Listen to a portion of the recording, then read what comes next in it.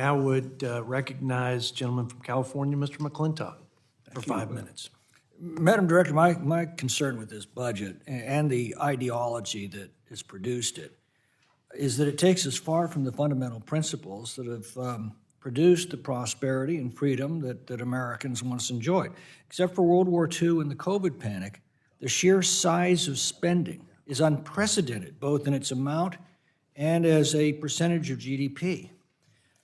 Free markets are inherently democratic because every consumer, every day, votes with every dollar that they spend on what they want the economy to produce and at what prices they're willing to pay. When you take the dollar they would spend for their needs and instead spend it yourself for whatever lofty purpose, you've not only reduced their standard of living, but you've also harmed the economy by moving it away from producing what consumers need to what government officials want.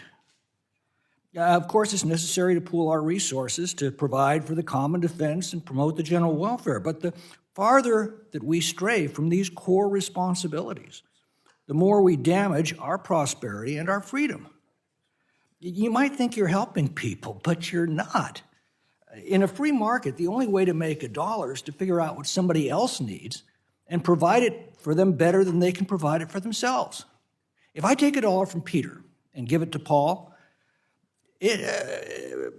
Peter's earned that dollar by helping others. Paul hasn't. I take a dollar from Peter and give it to Paul. Paul's got an extra dollar to spend, that's true. But Peter now has one less dollar to spend in that same economy. And here's the real damage. You've robbed both of a dollar's worth of incentive to help each other. Peter, because he no longer benefits by helping others for that dollar, and Paul, because he no longer needs to. I also find this argument between deficits and taxes to be silly. They're the same thing. A deficit is simply a future tax in the form either of debt or inflation. It's all driven by spending. Taxes harm the current economy, borrowing harms the future economy, and inflation hollows out people's savings and purchasing power. That's why no country has ever taxed and borrowed and spent its way to prosperity. Just as you can't drink yourself sober, you can't spend yourself rich. Now, you used your entire presentation telling us how great the economy is. Well, the problem is you can't spin the economy. People know perfectly well what's going on in their own lives, and trying to tell them otherwise only makes you look foolish. You need to stop that. Americans are soon going to ask themselves, are we better off today than we were 4 years ago? And you'd better have a better answer than doubling down on policies that 2/3 of Americans are desperately trying to tell you to put their families and their country on the wrong track. Instead of looking for new ways to spend money, we should all be looking at ways to save it.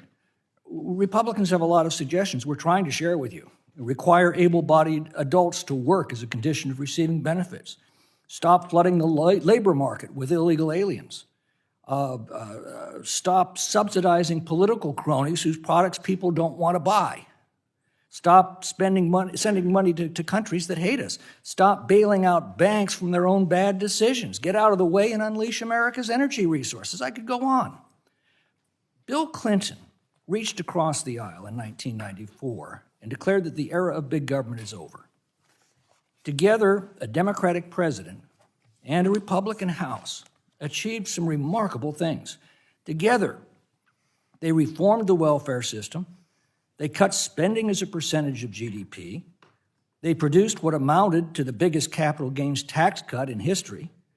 They balanced 4 budgets in a row, and they produced the biggest economic expansions in our nation's history. We can do that again if you decide to join us. But in the meantime, I guess I've just got a simple question for you. What makes you think that socialism is going to work any better here than everywhere else in the world it's ever been tried? Mr. McClintock, I'll just add one thing to the Clinton administration. Taxes as a percent of GDP were 19.6%, very similar to what we're proposing here. So part of the solution is a tax policy that asks the wealthy and large corporations to pay more. I have a simple proposition too, and this is where we differ. The oil industry had $200 billion in profit last year. Director One Young, loophole closure would save Director $31 Young, billion. do you not understand that corporations don't pay corporate taxes? A corporate tax can only be paid in one of three ways. It's paid by consumers through higher prices, it's paid for by employees through lower wages, and it's paid for by investors through lower earnings. That's your retirement fund. So when you say you're only taxing corporations, what you mean is you're raising the taxes on every consumer, every employee, and every investor. I thank the gentleman from California and now recognize my good